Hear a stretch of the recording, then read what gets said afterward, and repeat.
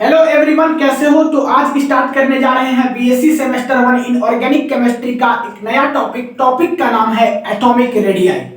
ये जो topic atomic radii है ये आप लोग पहले से जानते होंगे, क्योंकि एटॉमिक रेडियाई को जो है वो आप लोग क्लास 8, 9, 10 के स्टैंडर्ड से ही पढ़ते आ रहे हो और 11, 12 में तो खासकर इसको और अच्छे से पढ़े होगे।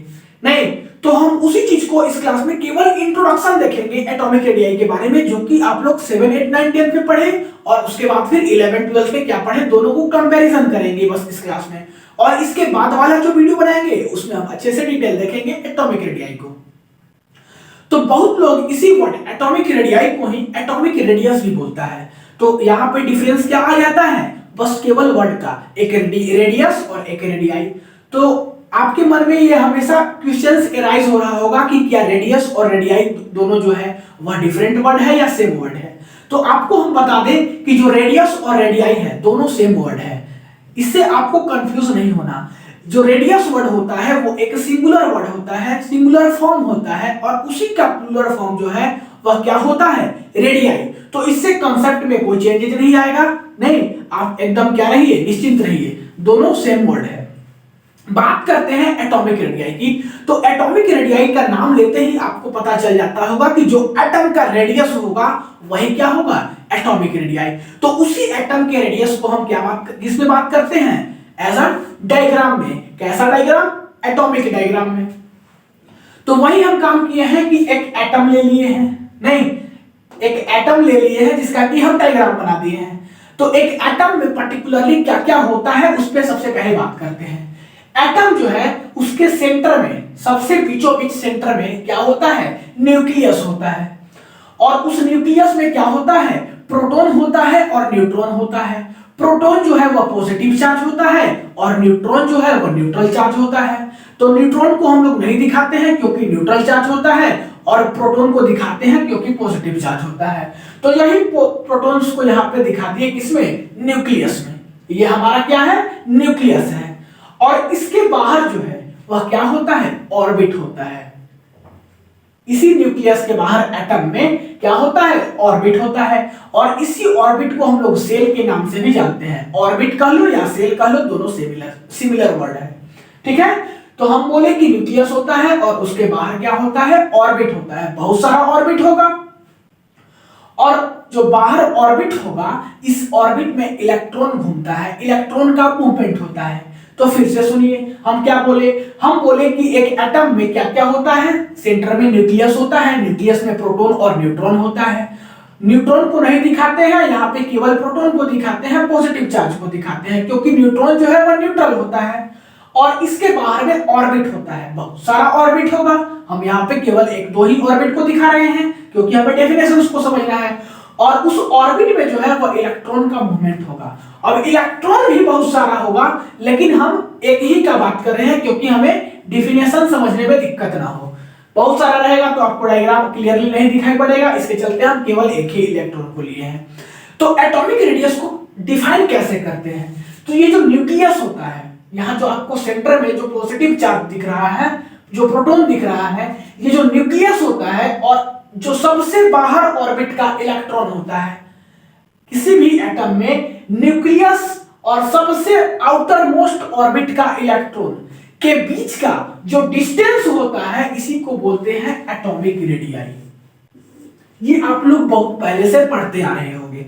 कब से, क्लास 8, 9 से ही पढ़ते आ रहे होंगे कि न्यूक्लियस और आउटर मोस्ट इलेक्ट्रॉन ऑर्बिट के बीच का जो डिस्टेंस होता है उसी को क्या बोलते हैं, एटॉमिक रेडियाई।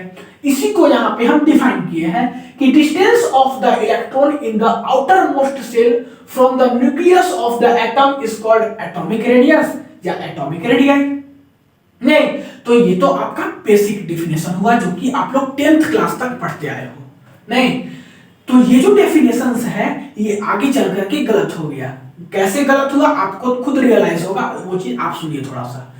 यहाँ 10th तक तो ये डेफिनेशंस को बोल करके आप निकल जा रहे थे, बच करके निकल जा रहे थे। लेकिन जब आप क्लास 11th में गए, 11th में जब आप क्या पढ़े, एटॉमिक स्ट्रक्चर एक चैप्टर पढ़े। एटॉमिक स्ट्रक्चर एक चैप्टर पढ़े, कौन से क्लास में, 11th क्लास में।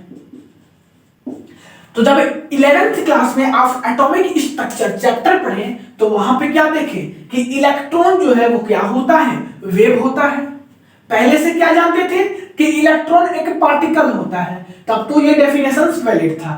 लेकिन जब क्लास 11th में गए, मींस एटॉमिक स्ट्रक्चर चैप्टर में गए, तो वहां पे हम पढ़ लिए कि इलेक्ट्रॉन जो है वह वेव होता है।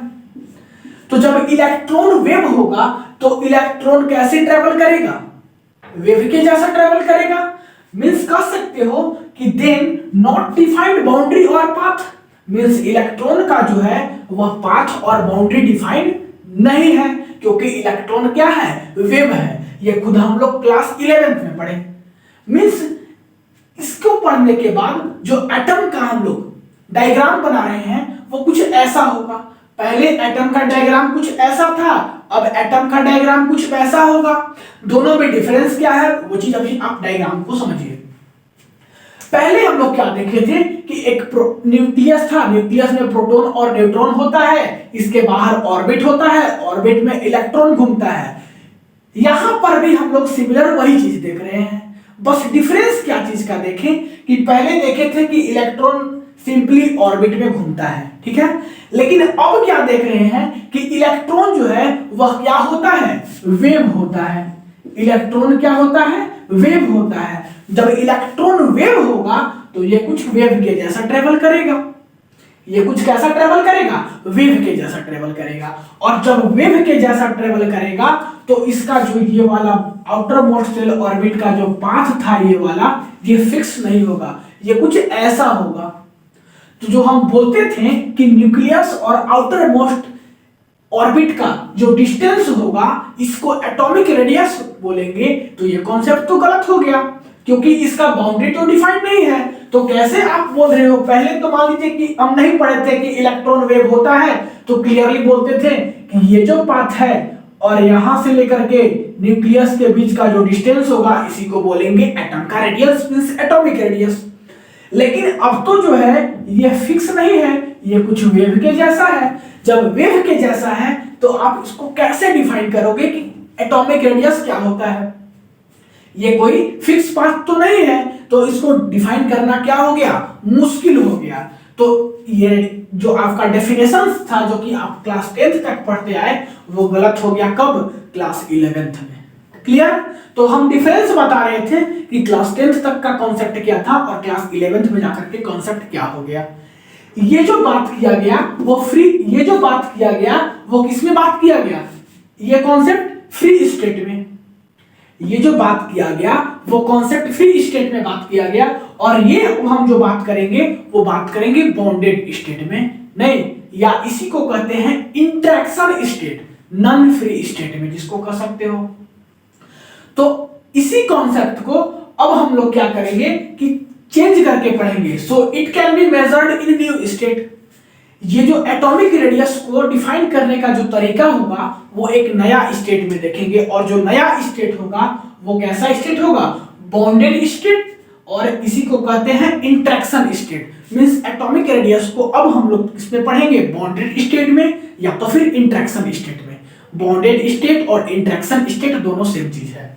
तो बॉन्डेड स्टेट में जो है वह एटॉमिक रेडियस को 4 टाइप्स में बांटा गया, या एटॉमिक रेडियाई कर सकते हो, इसको 4 टाइप में बांटा गया। कौन कौन से type, 1 is covalent radii, van der Waals radii, metallic radii and ionic radii. ये 4 रेडियाई हुआ जो कि हमको किसमें पढ़ना है, बॉन्डेड स्टेट में। बॉन्डेड स्टेट में क्यों पढ़ना है, क्योंकि हम बाद में क्या पढ़े कि इलेक्ट्रॉन वेव होता है, इसका कोई पाथ फिक्स नहीं होता इलेक्ट्रॉन के मूवमेंट का। तो जब पाथ फिक्स नहीं होगा तो न्यूक्लियस और आउटर मोस्ट ऑर्बिट के जो डिस्टेंस होगा उसको हम एटॉमिक रेडियाई नहीं कह सकते। तो जब नहीं कह सकते तो हमें एक नया स्टेट में पढ़ना होगा, और वो है बॉन्डेड स्टेट। तो क्यों बॉन्डेड स्टेट में पढ़ रहे हैं ये क्लियर है। अब हम जो है अलग अलग वीडियो में चारों के बारे में डिस्कस करेंगे। कौन कौन सा स्टेट, सॉरी कौन कौन सा radii, covalent radii, van der Waals radii, metallic radii और आयोनिक रेडियाई। तो इस क्लास में केवल हमारा मकसद था क्या चीज, एटॉमिक रेडियाई का बेसिक बातें पढ़ना। तो इस क्लास में इतना ही। आई होप कि आपको यह कॉन्सेप्ट क्लियर समझ में आया होगा। आप नेक्स्ट क्लास का वेट कीजिए जिसमें कि हम लोग देखेंगे कोवेलेंट रेडियाई। तब तक के लिए पढ़ाई करते रहिए। All the very best.